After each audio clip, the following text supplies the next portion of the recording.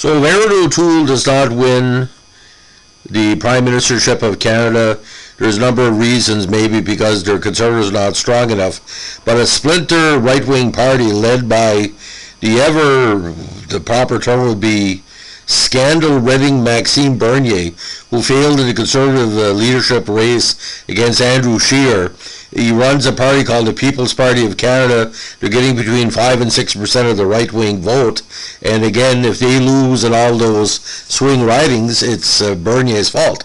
Now, Bernier is a very interesting cat because he's not only one of the stupidest politicians, self-inflicted, of the 2000s, and almost 20 years later he's still being impacted by his bad decisions in the 2000s. It has to be because of the Couillard affair. Now, the Couillard affair came to major prominence where the female participant in this Bernier scandal, Julie Couillard, wrote a tell-all memoir about her interaction with Bernier that included allegations of connections with the Hells Angels, allegations of homosexuality, allegations of patronage, money laundering, all the bastions of the 2000s. Now, the book was first written in French and then during the summer of 2008 translated into Canadian English. Now, both versions were published across Canada in October 2008. Couillard first appeared in national media when she dated Bernier, who was a Minister of Foreign Affairs, and the incident that really got Bernier in major trouble began in May 2008 over a NATO-related dossier that was left at Couillard's house. Intended to be released on October 14, 2008, the book's release date was moved forward when that same day was selected for the Canadian federal election. Now, Bernier dismissed the allegations against him in the book as ridiculous, and the book faced negative publicity in Bernier's writing, which is Beauce. The English version peaked at number 6 on the French Quebec bestseller list, while it was number 5 on the number 5 on the overall French version. Now, critics found Couillard's story self-righteous and attacking of Bernier, and sometimes conveniently vague, but noted that it provided a unique view into the government's inner circle. Others felt that Couillard was using the book to hurt Bernier. Though my stories were released 8 days before the election, Bernier himself was re-elected as part of the Scheer victory. Now, as part of the Harper victory. Now, Julia Couillard began dating Bernier in April of 2007. The media started covering her in August when she wore a revealing dress to Bernier's swearing-in ceremony for his new position as Minister of Foreign Affairs. The couple had first met at a restaurant dinner with business associates. Couillard and Bernier dated until December 2007, but continued seeing each other until April of 2008. Bernier later revealed to his constituents that he ended their relationship after the RCP revealed Couillard's past to him, which he was unaware of. Historically, these type of incidents were not unique. However, the relationship became the subject of a political scandal, which brought about intense media attention, mostly the Francophone press. As the scandal unfolded, Couillard decided to write the autobiography, and she formally signed a contract in July with publishers McClellan and Stewart, and with the help of journalist Serge Demers, a ghostwriter, she wrote my story in French, and again, it was translated into English. Now, Bernier was elected as a Conservative candidate in Quebec and became the Minister of Industry before being reassigned to the Ministry of Foreign Affairs in August of 2007. Now, again, they had continued with occasional trysts after they broke up. In April in 2008, as Bernier departed Couillard's home, he left a briefing book from the 2008 NATO Bucharest Summit. Couillard put the briefcase containing the notes labeled confidential aside and forgot about them until May, when she returned them to a Foreign Affairs office. Significant discussion about the affair was then voiced in both the House of Commons of Canada and the Standing Committee on Public Safety and National Security as to whether the affair was a threat to national security. However, Harper stated that the relationship was a private matter and dismissed it as a security threat. Now, journalist Chantal Hébert, who works for CBC as one of the main commentators, pointed out Couillard never had any criminal record and was not charged with criminal activity. Hébert decried Denis Coderre and Gilles Duceppe for political opportunism and challenged their genuineness, suggesting they were focused on their poll numbers in Quebec rather than the case itself. Now, Jack Granstein stated that some were puzzled about the incident since the secrets in the notes were considered the run-of-the-mill kind. Bernier pointed out that the civil servant determines what parts of a document are classified and that releasing it would not cause any significant injury to national interests.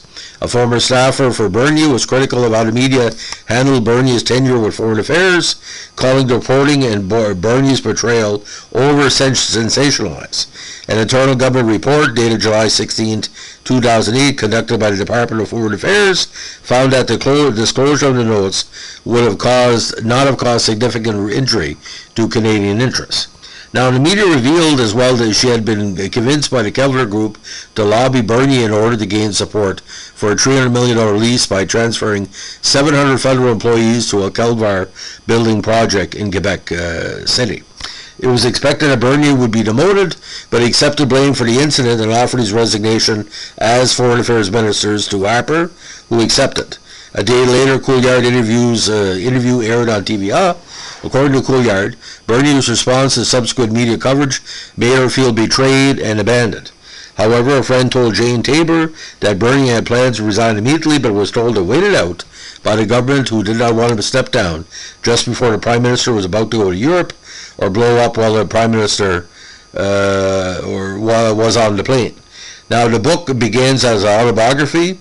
Couillard says in the book she was born in Villemar, where she then moved to the suburb of Lorraine when she was 4. Her parents often fought as her mother believed that her husband was unfaithful. The family incurred financial problems when Couillard's father changed careers. At age 12, Couillard was diagnosed with epilepsy. At age 17, she bought several properties with her boyfriend. They lived together briefly before breaking up and selling them. Couillard became a friend and then lover of Gilles Giguère, a moneylender who was associated with the Hells Angels. In 1996, after police raided Giguère's apartment and, according to Couillard, threatened him, Giguère became sullen and withdrawn. The police had charged him with conspiracy to commit murder, but 2 months later, they let the charge drop. And of course, Giguère was soon murdered. In 1997, Couillard met Stéphane Sirois, a reputed enforcer, drug dealer, and members of the Rockers, a Hells Angels affiliate club, and they married. However, financial problems interfered with their relationship, and Couillard cheated on Sirois with a man named Bruno. During their divorce, Sirois became an informant for police and entered a witness protection program. Couillard eventually became pregnant with Bruno's child and had an abortion.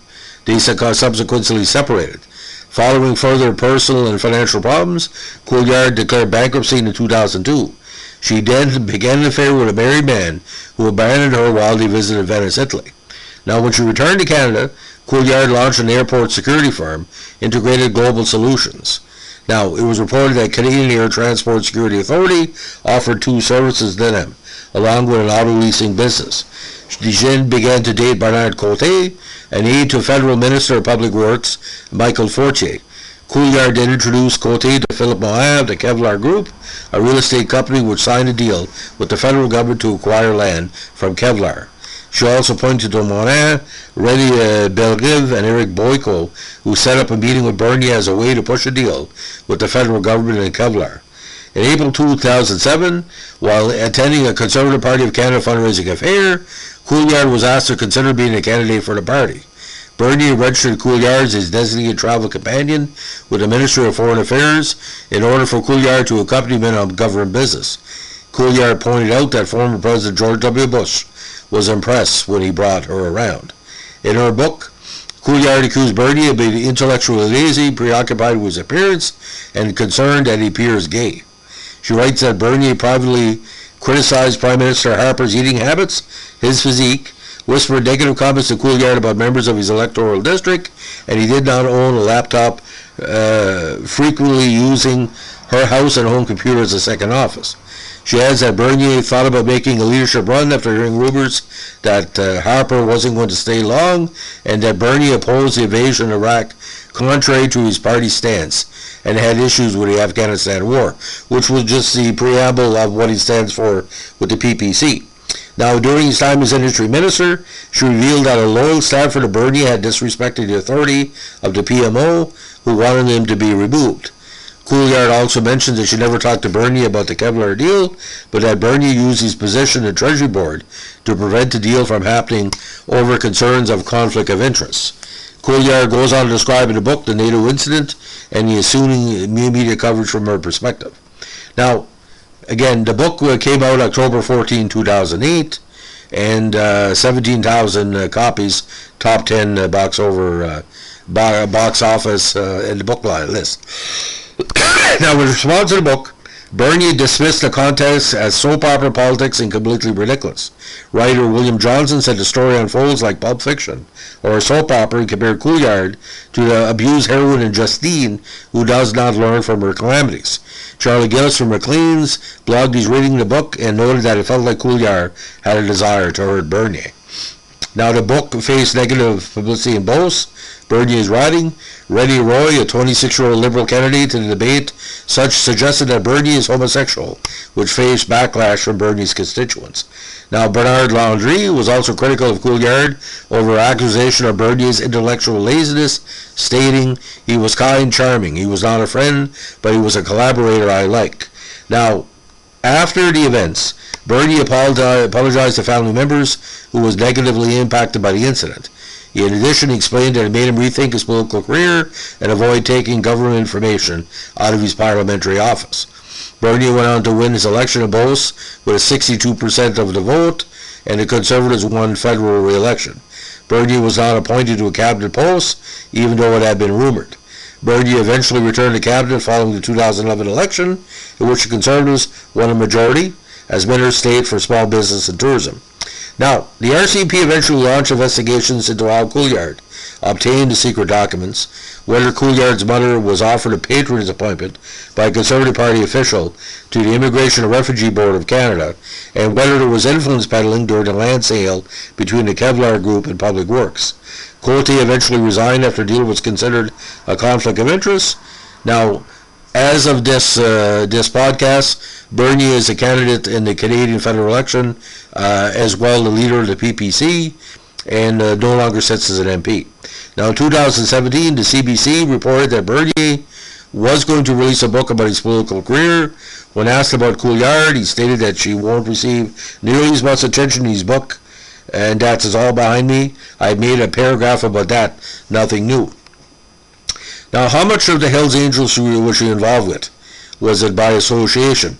I'm involved with the Hells Angels indirectly because I've covered the Hells Angels. Does that make me a Hells Angels? Now, was Couillard what they call she wanted to jump to the next level of her career? Of course she did. But this allegations of Bernier being a homosexual and he left NATO papers. I mean, if they wanted to steal something from the Canadian government, do you want to set up something so obvious? Maybe just foolhardy and left it there. Like Bernier, I don't like him too much. I think he's stupid, but I don't think he's that stupid. Because Maxime Bernier, you can't create a new federal party and have 7% of the vote and you appeal to all the right-wingers as successfully as he has. But like I said, politics has got strange bedfellows. But I read part of Couillard's book there, and it reads like a really bad, non-sexual Amish pulp novel.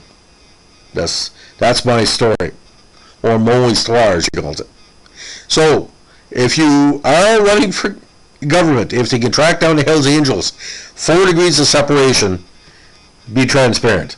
Maxime Bernier, not the smartest tool in the shed, but not the stupidest one either. You can't do as much as he's done in politics without being smart. And like I said, I have to give him credit. He's moving up to the polls. Will his party win a few seats? Yet to be determined. I'm not here to bury Maxime Bernier, just telling the facts of what happened almost 20 years ago, where Bernier was again a possible successor to Harper to being Prime Minister of Canada. Thanks for listening. Bye.